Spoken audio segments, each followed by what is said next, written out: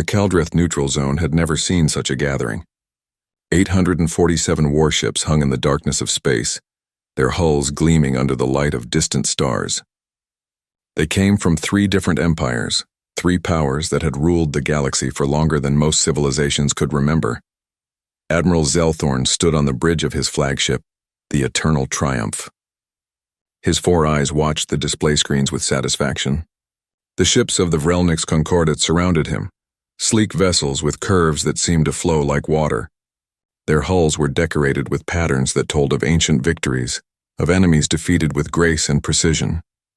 To his left, the fleet of the Ashari Unity waited in perfect formation. Their ships were different, built like crystals that caught and reflected light. The Ashari believed that war should be beautiful, that even destruction should follow the laws of harmony. Their weapons were works of art, plasma lances that painted the void with colors that had no names in most languages. On his right, the Thexian League's Armada maintained their position.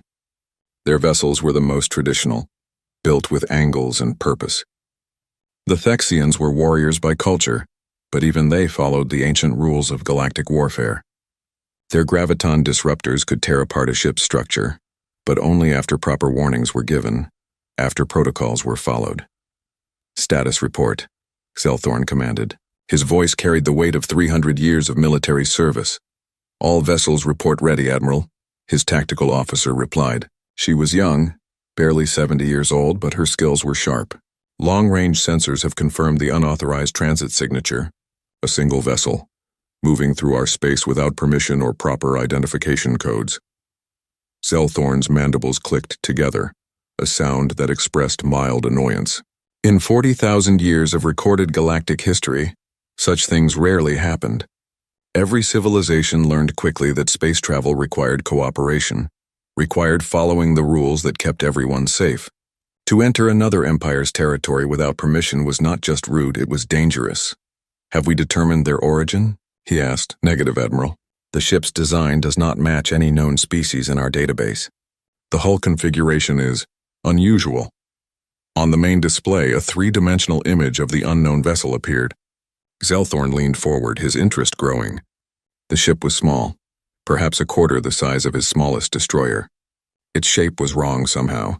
Most ships in the galaxy followed certain principles of design. Energy shields required specific hull patterns. Faster-than-light drives needed particular configurations. This ship seemed to ignore those rules. "It looks primitive," said Commander Thexal of the Thexian fleet. His image appeared on the communication screen, his scaled face showing curiosity. "See how thick the hull is? They are wasting mass on physical armor. Do they not have proper shielding technology?"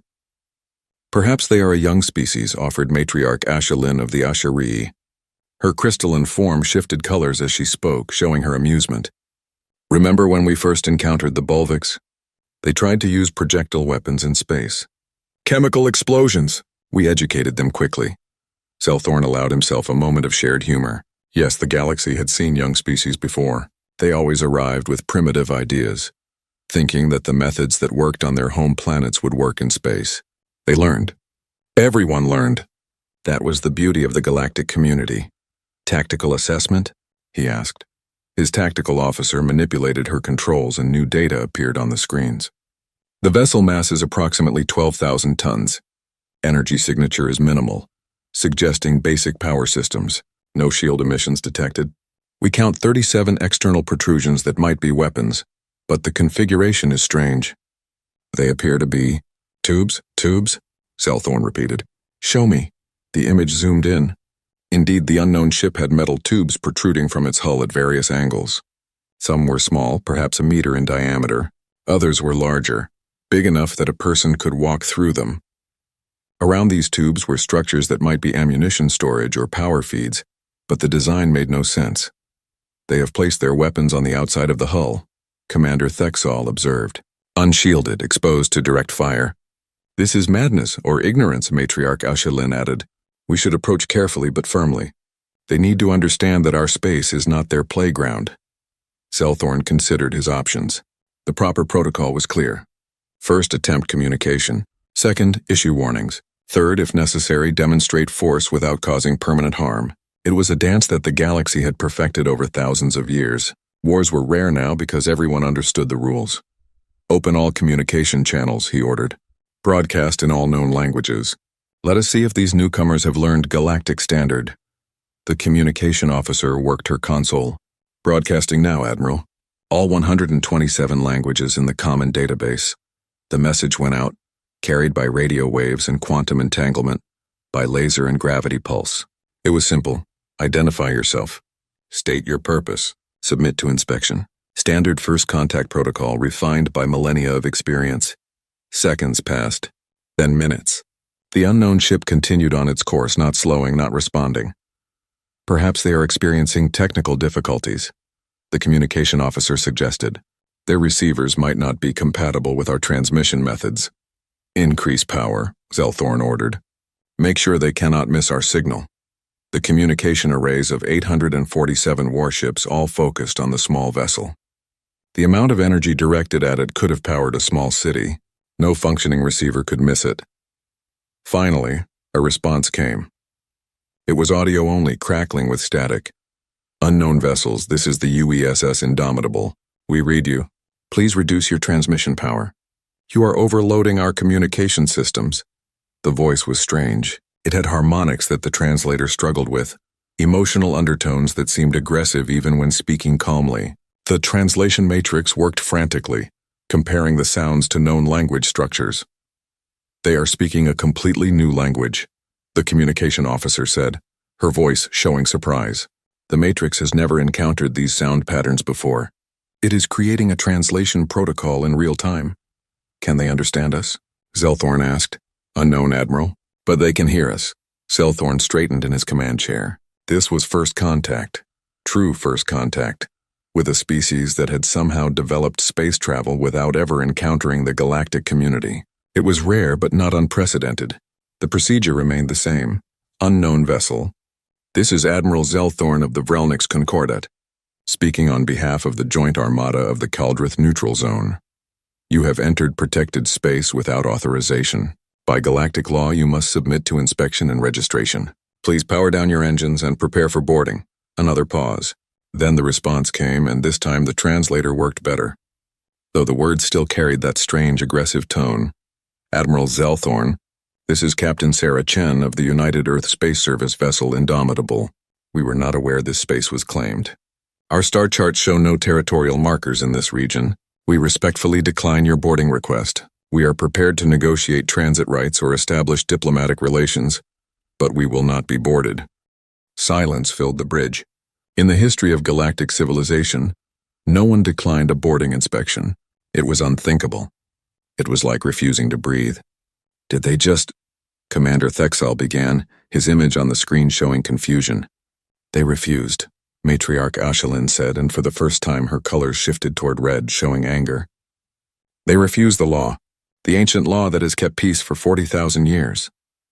Zelthorn felt a stirring of concern but also duty. Rules were rules. The newcomers needed to learn. Perhaps they do not understand, he said calmly. Humans, they call themselves humans. This changes nothing. We will proceed with standard protocol for non-compliant vessels. He turned to his weapons officer. Fire a warning shot. Graviton pulse level 3. Aim for the space 500 meters ahead of their bow. Show them we are serious. Yes, Admiral. The Eternal Triumph's graviton disruptor powered up. It was a weapon of precision, of control. The invisible pulse would distort space itself, creating a ripple that would shake any ship caught in its path.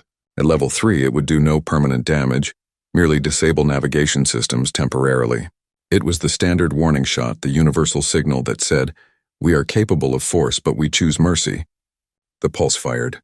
Space itself seemed to bend as the graviton wave rushed forward, passing in front of the human ship, and the human ship flew directly into it without slowing down. They should have stopped, the tactical officer said, confusion in her voice. That pulse should have forced them to drop out of faster-than-light travel. But on the screens, the human vessel continued forward. More than that, it seemed to shrug off the graviton wave like water off a smooth stone.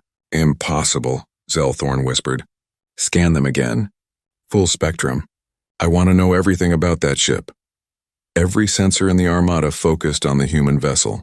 The data that came back made no sense. Admiral? the tactical officer said slowly, reading her screens with disbelief. They have no shields, none. The graviton pulse hit their hull directly. Then why did it not affect them? Because their hull is... Admiral, their hull is impossibly dense. The armor alone masses more than our entire destroyer. It is compressed metal alloys that, according to my readings, should collapse under their own gravity. But they are holding stable. The graviton pulse simply did not have enough force to affect that much mass. Zelthorn stared at the image of the human ship. Those strange tubes, those external weapons, the thick, ugly hull. Suddenly, it did not look primitive. It looked dangerous. What kind of weapons are those tubes? He demanded. His tactical officer worked frantically. Scanning now, Admiral. They appear to be cannons, physical projectile launchers, but that cannot be right. Some of them are sized for objects weighing several tons, and the power feeds suggest electromagnetic acceleration. Railguns, Commander Thexall said suddenly. His face had gone pale. Ancient weapons. Kinetic weapons. My people used them 10,000 years ago, before we discovered energy weapons. Why would anyone use kinetic weapons in space? Matriarch Ashelin asked. They are slow, inefficient, limited by ammunition supplies. Because, Zelthorn said slowly, understanding dawning, kinetic weapons do not care about energy shields. Physical mass cannot be stopped by energy fields, the implication hung in the air. The galaxy's entire defensive doctrine was based on energy shields.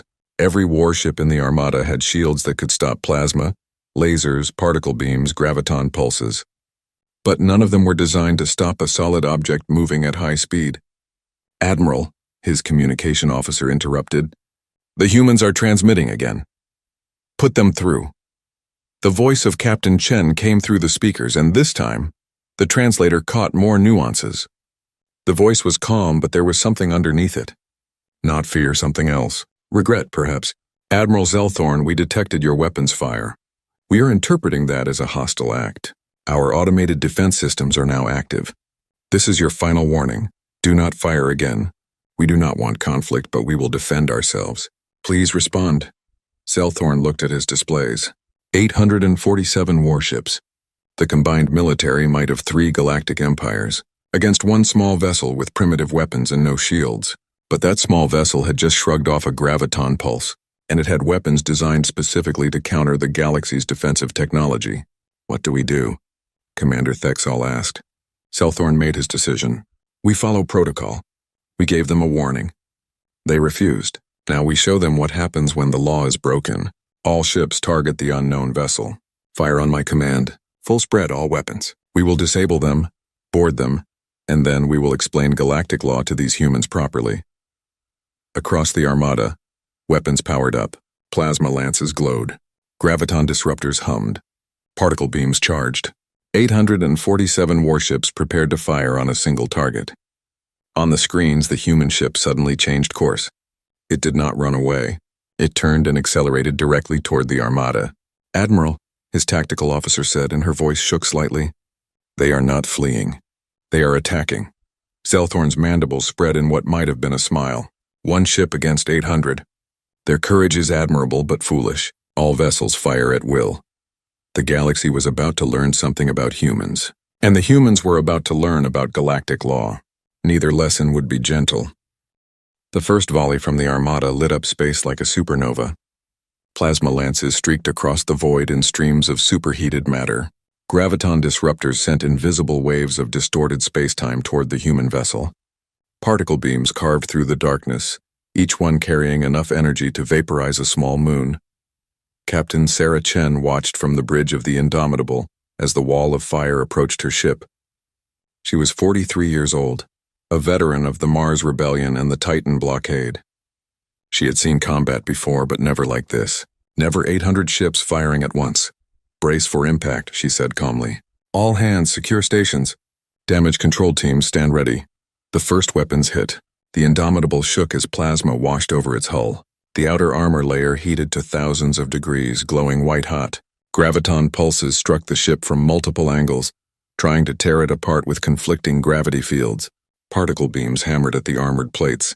Seeking weak points, the ship held. Damage report, Chen ordered. Outer armor is at 87%. Her tactical officer, Lieutenant Marcus Webb, replied. He was young, fresh from Earth's Naval Academy, but his hands were steady on the controls. We have thermal scoring on decks 3 through 7. No hull breaches. Inner systems nominal. The armor is doing its job, Captain. Chen allowed herself a small smile. The Indomitable was built in the lunar shipyards, constructed with lessons learned from 200 years of human warfare. Her hull was composed of layered titanium tungsten alloy, mixed with carbon nanotubing and backed by ceramic composites. Each layer was designed to absorb different types of damage. The entire structure was over 2 meters thick in most places, 4 meters at critical points. Humanity had learned a hard lesson early in its space age. Shields failed. Technology broke down. But good armor, dense metal that obeyed the simple laws of physics, armor endured. Return fire, Chen ordered. Railguns only. Let us show them what we brought to this party. Webb's fingers danced across his controls. Target selection? The big one. The ship that fired first. Give them a 3-round burst from the main gun. Solid slugs, no explosives. Let us see how they handle kinetic impact. Aye, Captain. Main railgun charging. Target locked. In the Indomitable's bow, the main railgun came to life. It was a marvel of human engineering, a weapon that belonged more in a physics laboratory than on a warship.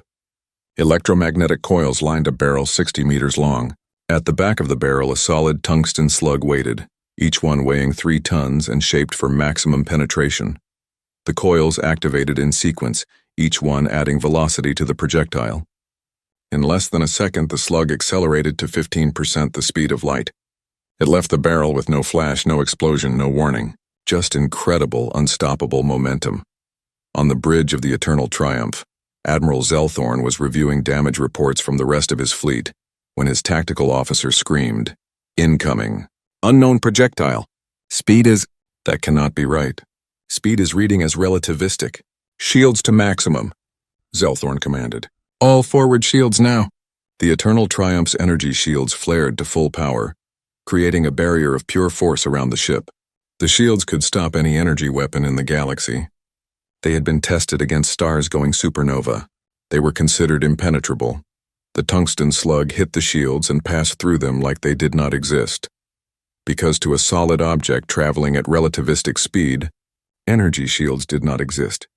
The slug struck the Eternal Triumph's hull amidships. The impact released kinetic energy equivalent to a small nuclear weapon. The alien ship's hull, designed to flex and absorb energy weapon strikes, shattered like glass. The slug punched completely through the ship, entering from the port side and exiting from the starboard, leaving a hole 3 meters wide. Atmosphere rushed out into space. Internal bulkheads exploded from the pressure change. Crew members were sucked into the void. Alarms screamed throughout the ship. Hull breach. Multiple hull breaches. The tactical officer shouted over the chaos. Decks 15 through 22 are open to space. We have lost graviton drive 3. Power conduits are failing. Emergency force fields are not holding. Zelthorn grabbed his command chair to keep from being thrown across the bridge. His ship, his beautiful Eternal Triumph, was dying around him, and the human vessel had barely scratched its paint. "All ships," he managed to say into the fleet-wide channel. "Evasive maneuvers. Do not let them get a clear shot. Randomize your movements. They cannot hit what they cannot predict." But humanity had been fighting wars in 3-dimensional space for 2 centuries. Predicting movement was what targeting computers did best. The Indomitable's railguns fired again, and again.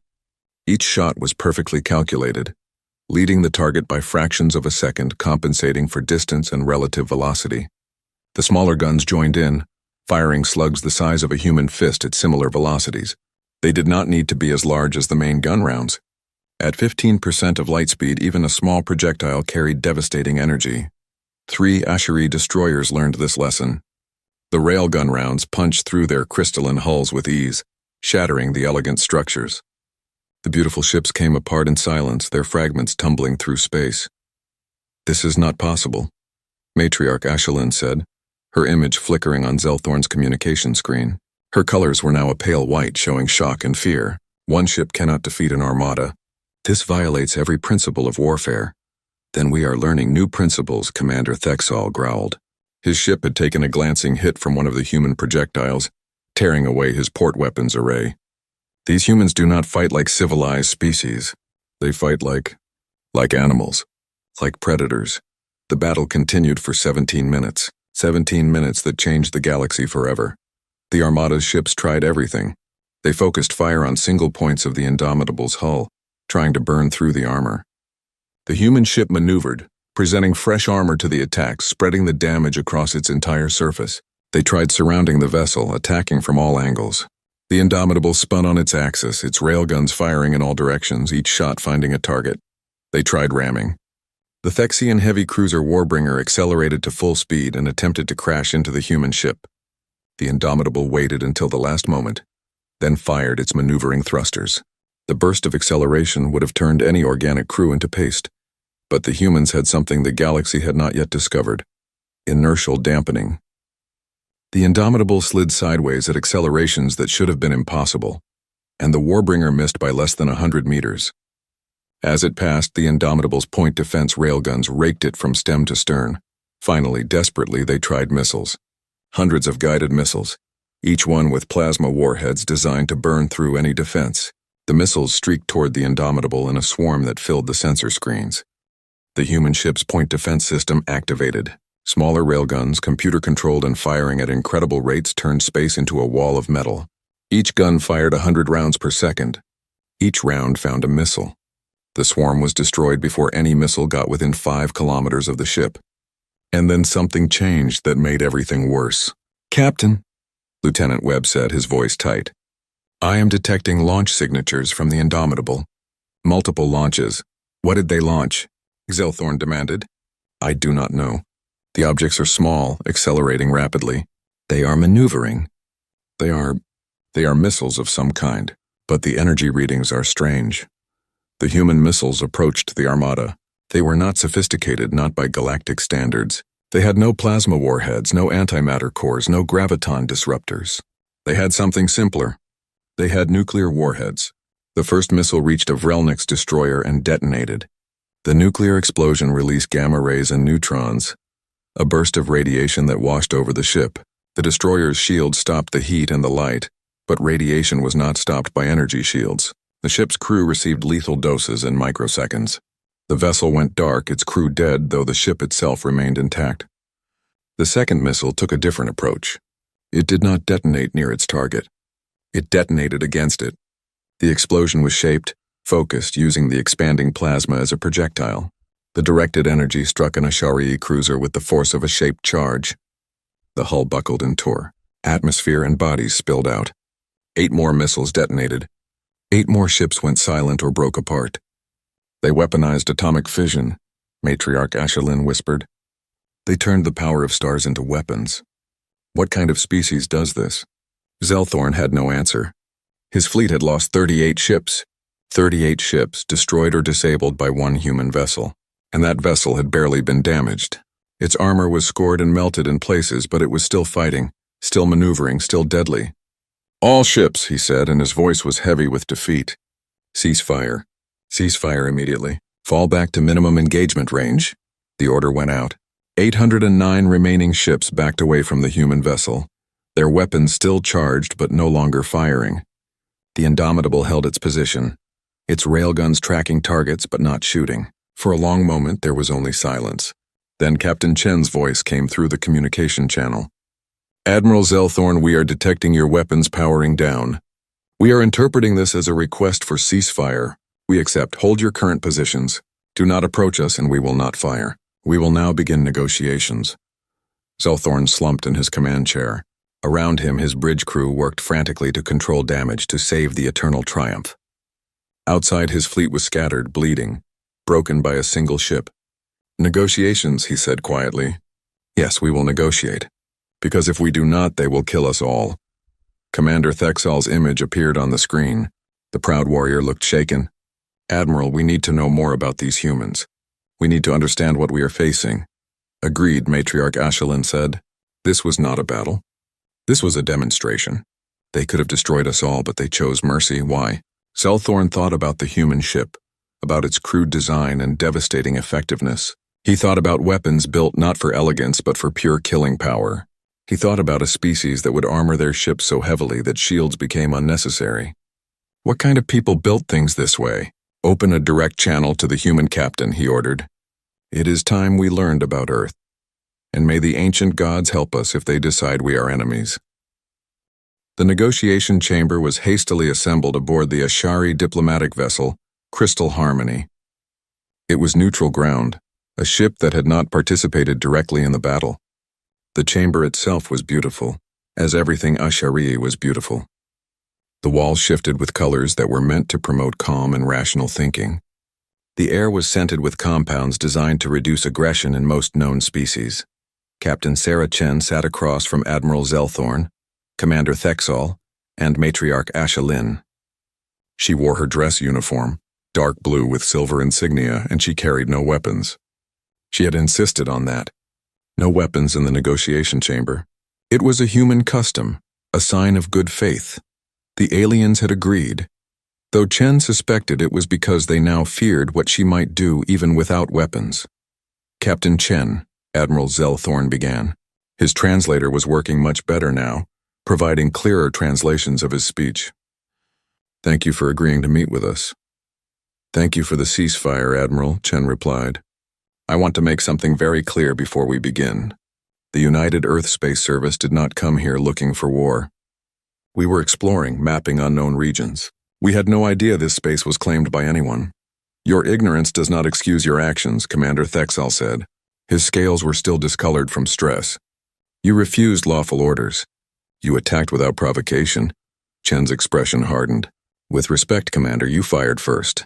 We detected a weapons discharge aimed at our vessel. Every ship captain in human space has standing orders.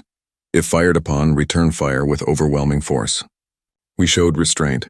We could have destroyed your entire fleet. The three alien leaders exchanged glances. They knew she was not boasting. They had seen what one human ship could do. Perhaps we should start with understanding, Matriarch Ashelin said, her colors shifting to peaceful blues and greens. We know nothing of your people, Captain. We know nothing of Earth. Help us understand who humans are. Chen nodded. A fair request. I will answer your questions honestly, but I expect the same honesty in return. Agreed, Zelthorn said. The first hour of negotiations was spent on basics. Chen explained Earth's location, far beyond what the galactic powers considered explored space. She explained humanity's expansion into their own solar system, the colonies on Mars and the moons of Jupiter and Saturn. She explained how humans had developed faster than light travel only 60 years ago, and how they were still exploring the galaxy, still learning they were not alone. The aliens listened with growing confusion. You have only had space travel for 60 years? Zelthorn asked. But your weapons technology, your ship design, these things should take thousands of years to develop. Humans adapt quickly, Chen said simply. We have to. Our homeworld taught us that. Tell us about Earth, Matriarch Ashelin requested. We ran biological scans during the battle. Your crew showed unusual physical characteristics. Help us understand your evolution. Chen pulled up a holographic display from her personal computer. An image of Earth appeared above the table, a blue and green world wrapped in white clouds. This is Earth, she said. Our homeworld. By galactic standards, I am told it is what you would call a death world. The word did not translate well, Chen had to explain. A death world is a planet with conditions that are hostile to most life. Earth has gravity approximately 30% higher than what you have told me is galactic standard. Our atmosphere is thick and chaotic. Our weather includes storms with winds that can destroy buildings. Our oceans can generate waves 50 meters high.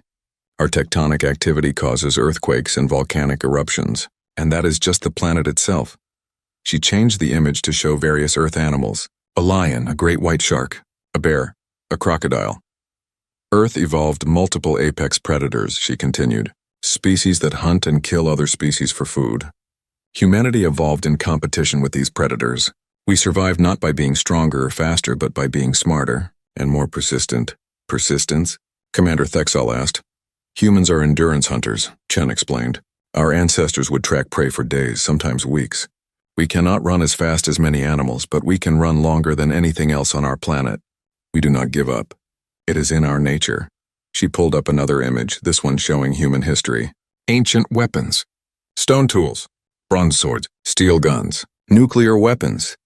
And because we evolved among predators, we learned to be predators ourselves. Humanity's history is a history of warfare. We fought for territory. We fought for resources. We fought for ideas and beliefs. We fought each other for thousands of years before we ever reached space. The aliens stared at the images with something like horror. This is normal for your species? Matriarch Ashelin asked. This level of violence? It was, Chen said.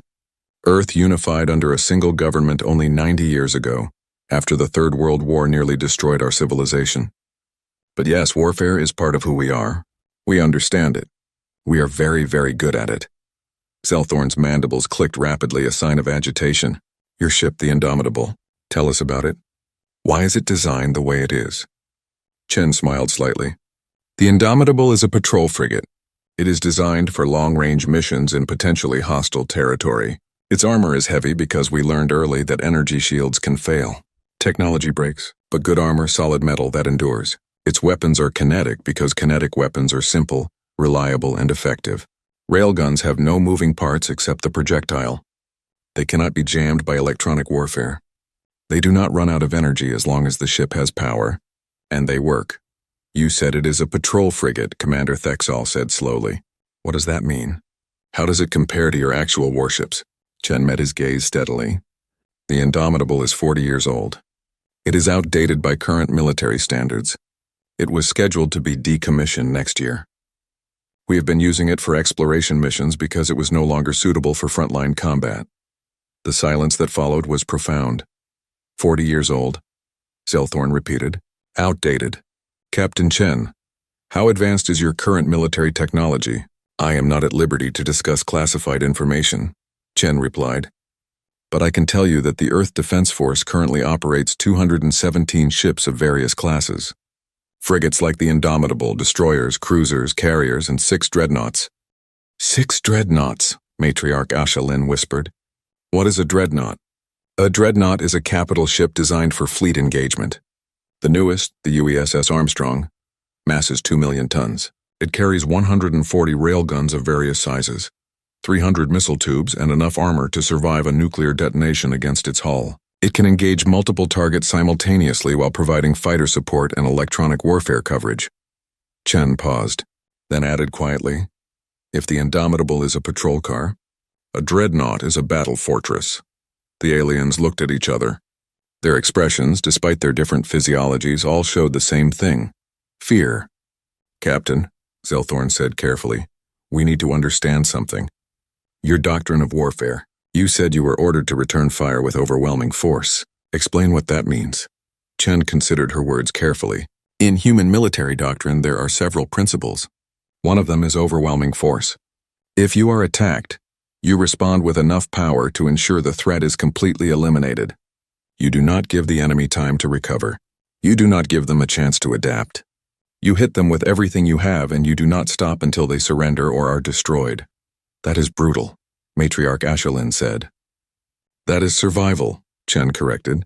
On Earth and nature, predators that show mercy die. Their prey escapes and learns. Their competitors exploit their weakness. Humanity learned that lesson over millions of years of evolution. We carried it into space. Commander Thexal leaned forward. But you showed mercy to us. You stopped firing when we retreated. Why? Because humans are not mindless killers, Chen said firmly. We are capable of great violence, yes.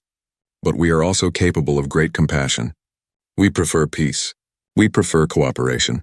But when threatened, when attacked, we will defend ourselves with everything we have. You fired on my ship, Admiral. You tried to destroy us. We returned fire to protect ourselves. But when you stopped, we stopped. That is also part of being human. She stood up and walked to the window of the chamber, looking out at the stars. You need to understand something about humanity, she said, her back to the aliens. We spent centuries fighting each other, nation against nation, ideology against ideology. We nearly destroyed ourselves 3 times with nuclear weapons. We know the cost of war. We know what it means to lose millions of people for nothing more than pride or stupidity. She turned back to face them. When we finally unified, when we finally reached the stars, we did so with one goal: never again. Never again would humanity be caught unprepared. Never again would we be vulnerable. Every ship we build with the assumption that we might meet hostile aliens. Every weapon we design to be deadly. Not because we want war, but because we want to be ready if war finds us. And it did find you, Silthorn said quietly. We brought war to you. You brought a warning shot, Chen corrected. If you had wanted war, you would have targeted our crew sections, our engines, our critical systems. Instead, you shot ahead of us, a warning. We recognized that. That is why we did not destroy your fleet. We returned fire. We defended ourselves, but we aimed to disable, not to kill. Though I will not apologize for the ships we destroyed. They fired on us. The negotiations continued for another 6 hours. Chen shared data about Earth, about human culture and history. The aliens shared data about the galactic community, about the 40,000 years of recorded history, about the laws and customs that governed interactions between species. Slowly, a picture formed. The galaxy was old, stable, and complacent. War had become ritualized, almost ceremonial. Energy weapons against energy shields. Proper protocols. Acceptable losses calculated before battles even began. The galactic powers had forgotten what real war looked like. Earth was young, violent, and paranoid. Humanity had crawled out of the mud fighting for survival, and they had never stopped fighting. Every advance in technology had been immediately weaponized. Every tool had military applications. Humans did not fight by galactic rules because they did not know galactic rules. They fought by Earth rules, and Earth rules said win at any cost. Finally, as the meeting drew to a close, Commander Thexel asked the question they were all thinking. Captain Chen, what happens now? Your people know about us now. We know about you. What does humanity want? Chen smiled. It was not a predatory smile, despite what the aliens might have feared. It was tired but genuine. What humanity wants is the same thing we have always wanted. A place in the universe, trade, knowledge, friends if possible. We do not want to conquer the galaxy. We just want to be part of it, on our own terms. And if we refuse? Matriarch Ashelin asked. Chen's smile faded. Then we will leave your space and never return. But we will remember that you fired on us. And if you ever threaten Earth or human colonies, we will respond. Not with one patrol frigate. With everything we have. The threat was clear. So was the offer of peace. Admiral Zelthorn stood and bowed, a gesture of respect in Vrelnik's culture. We will carry your words to our governments, Captain Chen. I believe they will choose peace. After today, I do not think anyone wants to see what human war truly looks like. As Chen prepared to leave, Zelthorn stopped her with a question. Captain, one more thing. You said the Indomitable was scheduled for decommissioning. What will replace it? Chen paused at the doorway. The new patrol frigates are called the Ranger class. They mass 15,000 tons, carry improved armor and shielding, and mount twice the weapons. We have already built 40 of them. Production rate is 3 per month. She left the chamber, leaving the 3 alien leaders to contemplate what that meant. Humanity was not slowing down. They were building more ships, better ships, faster ships, and they were just beginning to explore the galaxy. The age of galactic peace was over. The age of humanity had begun. The Galactic Council chamber on Vrelna Prime had stood for 12,000 years. It was a monument to civilization, a place where disputes were resolved with words instead of weapons. The chamber could hold representatives from all 47 member species of the galactic community. Today it was packed beyond capacity. Admiral Zelthorn stood before the assembled leaders, his image projected on screens throughout the chamber. He had returned directly from the Keldrith neutral zone, his flagship still bearing the scars of battle. Behind him, holographic displays showed the Indomitable, showed the battle, showed the damage to the Armada. He had been speaking for 2 hours. Now he was finished. And so, he concluded, I recommend immediate diplomatic outreach to Earth. We should offer them full membership in the galactic community, with all rights and protections. The alternative is to make an enemy of the most dangerous species we have ever encountered. The chamber erupted in debate. Some voices called for caution. Others demanded military action. Still others simply could not believe what they were hearing. High Chancellor Morvex of the Vrelnik's Concordat raised a crystalline hand for silence. She was old even by Vrelnik's standards, and her wisdom was respected across the galaxy. Admiral Zelthorn, she said, her voice carrying easily in the chamber's acoustics, you have shown us the tactical data. You have shared the specifications of human weapons. But I must ask, are humans truly as dangerous as you claim? Could this not be an anomaly? Perhaps the Indomitable was simply an exceptional ship. Zelthorn's mandibles clicked in disagreement. High Chancellor, with respect, the Indomitable is 40 years old and was scheduled for retirement. It is not exceptional among human vessels. It is obsolete. A Thexian military analyst stood. Admiral, I have reviewed your data extensively. I must present my findings to the Council. He activated his own display. Charts and graphs appeared showing comparison data. Humans are physiologically unusual, the analyst began. Average human height is 1.8 meters. Mass is 75 kilograms. This is within normal parameters for galactic species. However, other factors are significant. He pulled up a skeletal structure. Human bone density is 40% higher than galactic average. Their muscle fiber composition includes a higher proportion of fast twitch muscles, optimized for rapid, explosive movement. Their cardiovascular system is designed for sustained high-level activity. In practical terms, an average human is stronger, faster, and has greater endurance than most species of similar size. Another chart appeared. Their sensory capabilities are particularly notable. Humans have binocular vision with exceptional depth perception. They can track moving objects with accuracy that rivals our best targeting computers. Their hearing range is broad. Most significantly, their neural processing speed for visual and spatial information is among the fastest we have measured. These are the traits of a predator, someone in the chamber said. Yes, the analyst confirmed. Humans are apex predators, but they are social apex predators, which makes them more dangerous. They hunt in groups. They coordinate, they plan. A lone human is dangerous. A group of humans is terrifying. Matriarch Ashelin stood. Her journey from the Kaldrith zone had been long, but she insisted on speaking in person. Council members, I must share something that troubles me deeply. During our negotiations with Captain Chen, we performed detailed biological scans. We detected chemical signatures in the human crew's bloodstream. Adrenaline, cortisol, norepinephrine. These are stress hormones. Fight-or-flight response chemicals. She paused, letting that sink in. The human crew was experiencing these during combat. It made them faster, stronger, more alert. Their bodies were enhancing their combat capabilities automatically. But here is what troubles me. The levels we detected were not dangerously high. They were normal for humans during stress. This means their bodies are adapted to regular combat stress. They are built for fighting. A Bolvix counselor spoke up. Surely this is just evolution. Many species have stress responses. Not like this, Matriarch Ashelin replied. We analyzed the data further. Human neural architecture includes an enlarged amygdala, the fear processing center, but it is balanced by an equally developed prefrontal cortex, the reasoning center. They can experience fear while still making rational decisions. They can be terrified and still fight effectively. This is not common in nature. Commander Thexal stood now.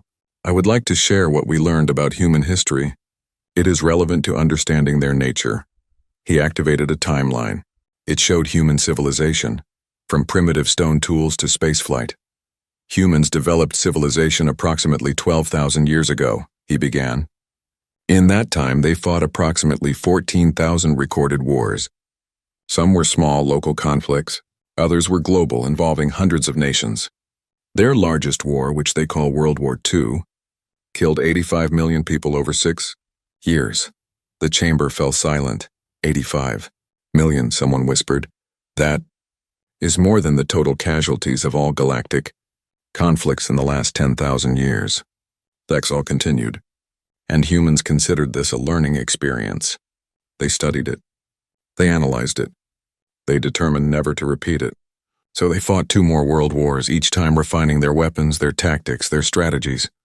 He showed images now. Ancient human weapons, swords and spears, then rifles and cannons, then tanks and aircraft, then nuclear weapons. They weaponized everything, Thexal said. Every technological advance had military applications. They split the atom and immediately built bombs. They developed computers to calculate artillery trajectories. They created the internet to maintain communications after nuclear war. They went to space initially to put weapons in orbit. But they also developed medicine, art, philosophy, someone protested. Yes, Thexal agreed. Humans are contradictory. They are capable of incredible violence and incredible compassion. They write poetry and wage war. They create beautiful music and design weapons to kill millions. They are in many ways the most dangerous species I have ever studied. A new voice spoke up. It was Dr. Kelvin, the galaxy's leading xenobiologist. I would like to add my analysis. I have studied the data on Earth's biosphere. The results are disturbing. He displayed images of Earth's animals. Earth has more apex predators per square kilometer than any known planet. Lions, tigers, bears, sharks, crocodiles, eagles, wolves, and dozens more. Humans evolved in competition with all of them. They did not have natural weapons like claws or fangs. They did not have natural armor like shells or thick hides. They survived by being smarter. Intelligence is not unusual, someone said. No, Dr. Kelvin agreed.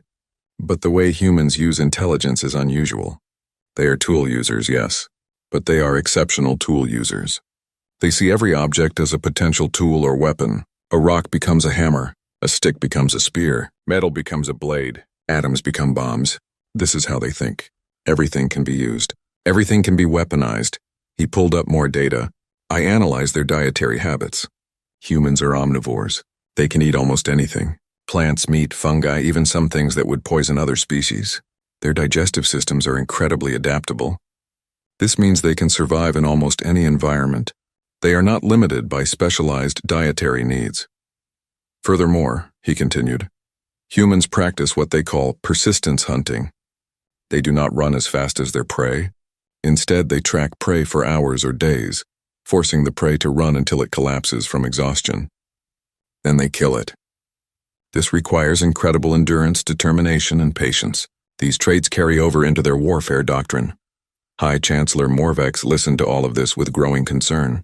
What you are describing is a species optimized for warfare, for survival against all odds, for never giving up. Exactly, Dr. Kelvin confirmed. And there is more. Humans have something they call the human spirit, or will to survive. It is not just biological. It is cultural. They tell stories about never surrendering. They celebrate historical figures who fought against impossible odds. They have a saying, victory or death, they would rather die than admit defeat. This is madness, someone said. This is humanity, Zelthorn replied quietly. The council debated for hours. Some wanted to quarantine human space to declare it off limits. Others wanted to establish trade relations carefully, keeping humanity at arm's length. A few extremists even suggested a preemptive strike, destroying Earth before humans could spread further. That suggestion was quickly rejected. No one wanted to see what humanity would do if their homeworld was attacked. Finally, High Chancellor Morvex called for order. We must make a decision. Based on everything we have learned, I propose the following. We officially recognize Earth and its colonies as sovereign territory. We offer humans full membership in the galactic community. We establish trade and diplomatic relations. But we also implement the following security measures. She listed them. Human ships would be required to follow all traffic protocols. Human weapons would be registered and monitored. Human military expansion would be watched carefully. And most importantly, a joint task force would be established to study human technology and develop countermeasures just in case. We will not provoke them, the High Chancellor said firmly, but we will not be unprepared. Does anyone object? No one did. The vote was unanimous. As the council session ended, Admiral Zelthorn remained in the chamber with Commander Thexal and Matriarch Ashelin. Do you think this will work? Thexal asked. Can we coexist with humans peacefully? Zelthorn considered the question. I think humans want peace. Captain Chen was sincere about that. But I also think they will never be helpless again. They will build more ships. They will improve their weapons. They will expand into space. And if anyone threatens them, they will respond with everything they have. So we make sure never to threaten them, Matriarch Ashelin said. Yes, Zelthorn agreed. We make sure never to threaten them. Because if we do, we will learn what human total war truly means. And I do not think the galaxy would survive that lesson. He looked at the displays one more time, at the image of the Indomitable, scarred but unbroken, at the human crew standing ready to fight 800 ships with no hesitation. They call themselves humans, he said quietly. It comes from their word for earth, for ground, for soil. They are named after dirt. But they reached the stars anyway. They crawled out of the mud of their violent world and built ships that can defeat Armadas. Never underestimate them. Never assume they are like us. They are not. What are they then? Thexal asked. Zelthorn thought about Earth, about its gravity and its predators and its endless wars. He thought about a species that survived and thrived despite everything trying to kill them. He thought about humanity's determination, their refusal to give up, their ability to turn anything into a weapon. They are survivors, he said finally. They are the ultimate survivors. And now they are among the stars. The galaxy will never be the same. The three of them left the chamber, each carrying the weight of what they had learned. Behind them, the holographic display of the Indomitable remained, a silent reminder of the day the galaxy discovered it was not alone in its capacity for violence.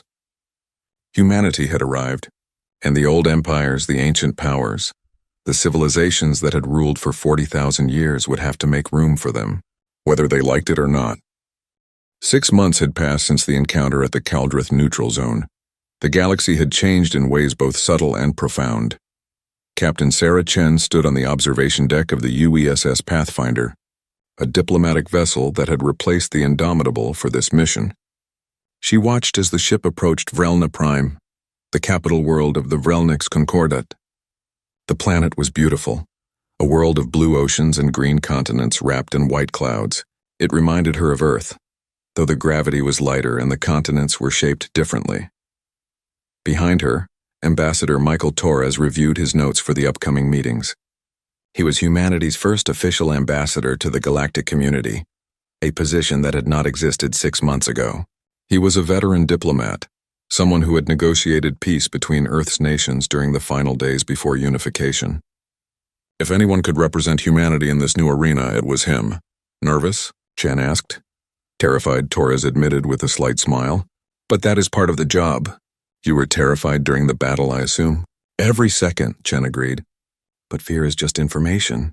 It tells you the situation is dangerous. What you do with that information is what matters, Torres nodded. A very human perspective. I wonder if the galactic community will ever truly understand us. They are trying, Chen said. That is more than we expected. The Pathfinder docked at the orbital station above Vrelna Prime. Unlike the Indomitable, this ship was built for diplomacy, not war. It carried minimal weapons, focusing instead on luxurious quarters, meeting rooms, and communication equipment. But even so, Chen noticed the alien ships giving it a wide berth. The reputation of human vessels had spread quickly. The reception on Vrelna Prime was formal and elaborate. High Chancellor Morvex herself greeted the human delegation, flanked by representatives from dozens of species. The ceremony was conducted in the traditional way, with speeches and symbolic gifts and carefully choreographed movements. Chen noticed how the aliens watched the humans. There was respect there, but also wariness. Some looked at them with curiosity, others with fear. A few with something that might have been admiration. None looked at them with contempt or dismissal. Those attitudes had died in the Caldrith zone. The formal meetings began the next day. Ambassador Torres sat across from the Galactic Council, with Chen and a team of human experts behind him. The agenda was extensive: trade agreements, territorial boundaries, technology sharing, military protocols, and cultural exchange programs. Ambassador Torres, High Chancellor Morvex began. On behalf of the galactic community, we welcome humanity. We hope this marks the beginning of a long and peaceful relationship between our peoples. Thank you, High Chancellor, Torres replied. Humanity shares that hope. We come seeking friendship, knowledge, and mutual prosperity. The first days of negotiation went smoothly. Trade agreements were straightforward. Humanity had resources the galaxy wanted, particularly certain rare elements that were common in Earth's asteroid belt. In return, the galaxy could offer advanced medical technology, agricultural techniques, and scientific knowledge that would benefit human colonies. Technology sharing was more complicated. The galactic powers wanted to understand human weapons, wanted to know how railguns and kinetic weapons worked. The humans were willing to share some information, but not all. Some technologies remained classified. You must understand our position, Torres explained to the Council. Humanity has been attacked once already by your forces. We defended ourselves successfully, but we cannot assume all future encounters will be peaceful. We need to maintain some military advantages for our own security. But if we cannot defend against your weapons, how can we trust you? A Bolvix counselor asked. Torres smiled slightly. You cannot. But that is true for us as well. We cannot know if you are developing new weapons, new technologies that could threaten us. Trust must be built over time through actions, not words. We propose a gradual exchange, with both sides sharing information slowly, building confidence together. The council agreed, though some members were clearly unhappy. The humans had forced them to think about security in new ways. The old assumptions, the comfortable certainties were gone. Military protocols were the most contentious issue.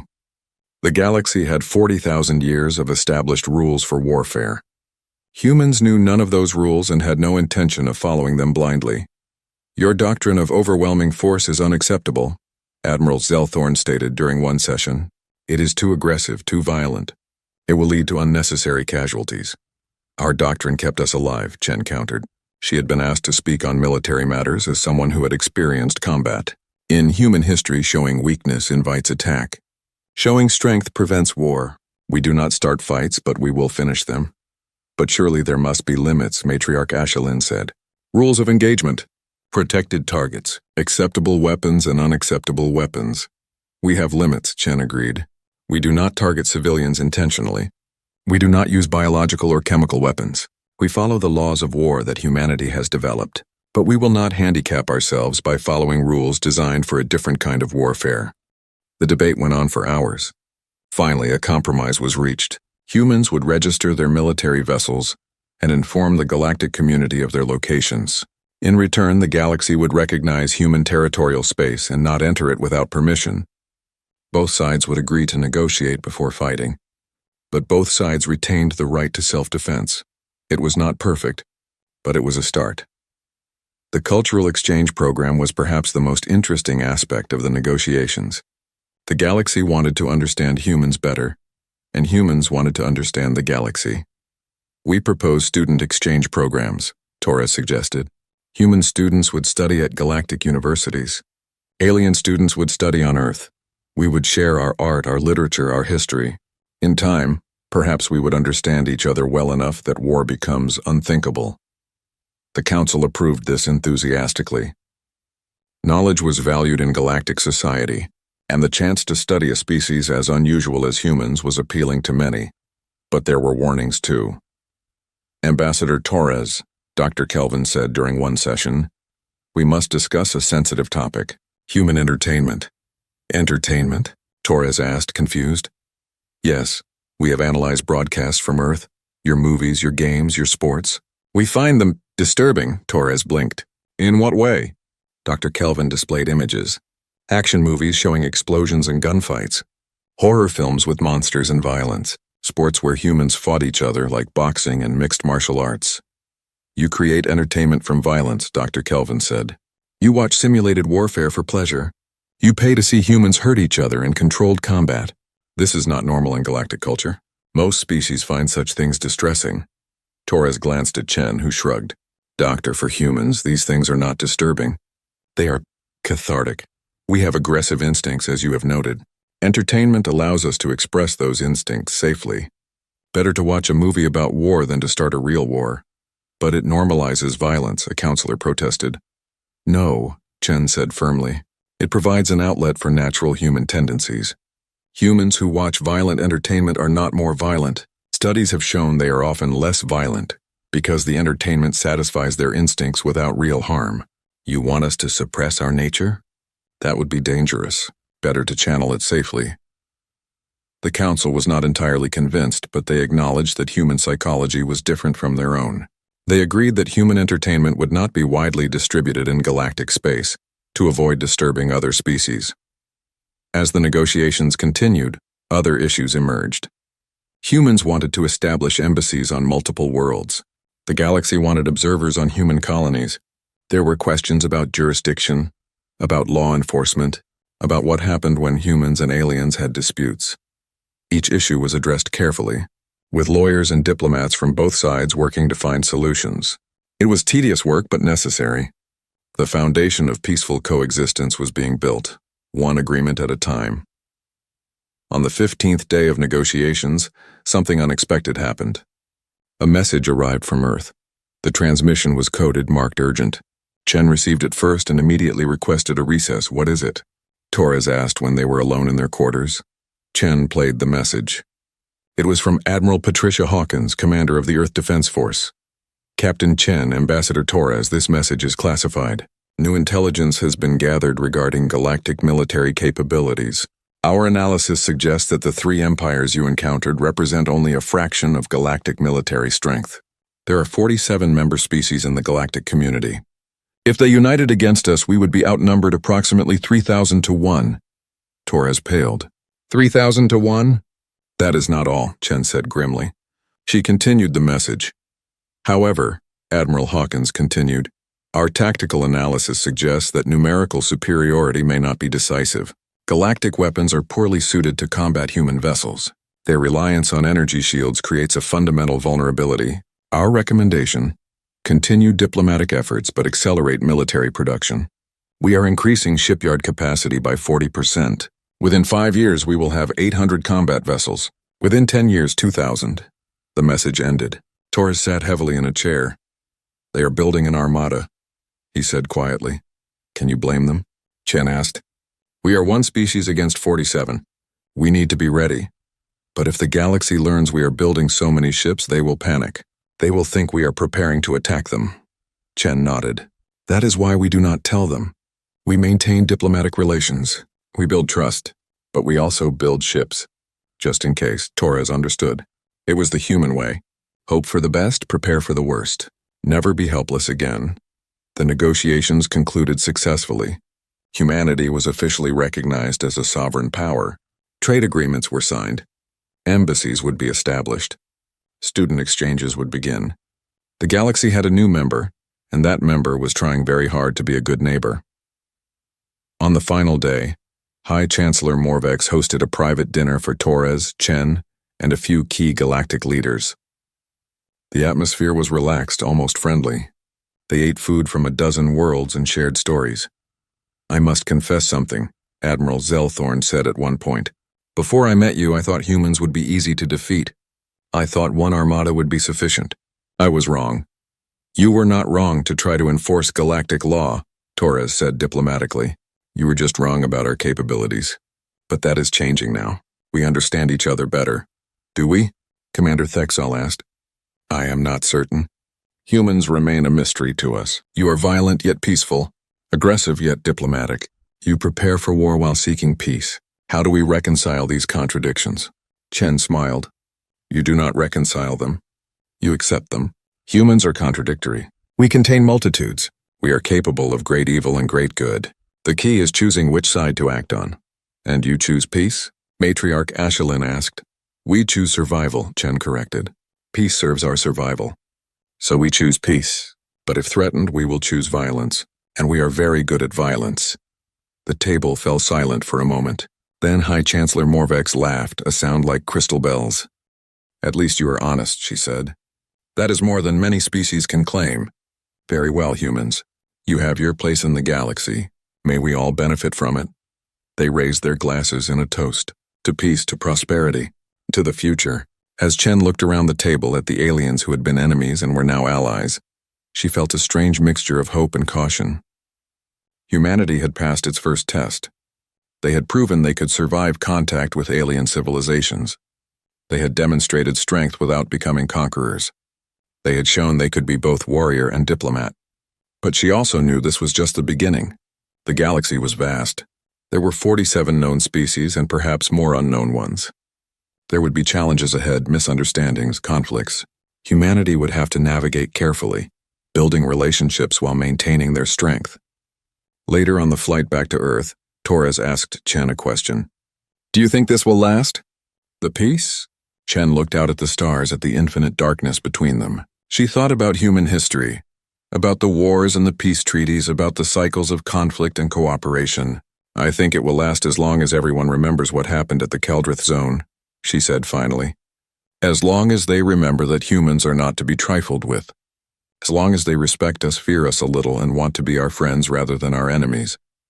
And if they forget, Chen's expression hardened. Then we remind them, but gently if possible. We do not want to be the monsters they fear. We want to be the friends they respect. That is the balance we must maintain. The Pathfinder continued its journey home, carrying the humans who had changed the galaxy forever. Behind them, on Vrelna Prime, the galactic powers began implementing their new policies regarding humanity. Warning protocols were established. Human space was marked as sovereign and potentially dangerous. Military analysts studied human tactics and searched for countermeasures. And in secret, in hidden facilities across multiple worlds, scientists began their own weapons programs, trying to develop counters to kinetic weapons, trying to create defenses that could stop solid projectiles, trying to match human innovation. The galaxy had ruled peacefully for 40,000 years. Now predators had joined the stars. The old empires would have to adapt or perish, and humanity, the species that had survived ice ages and world wars and its own violent nature, would make sure they had a future among the stars. May the ancient gods have mercy on anyone who threatened that future. The age of humanity had begun, and the galaxy would never be the same.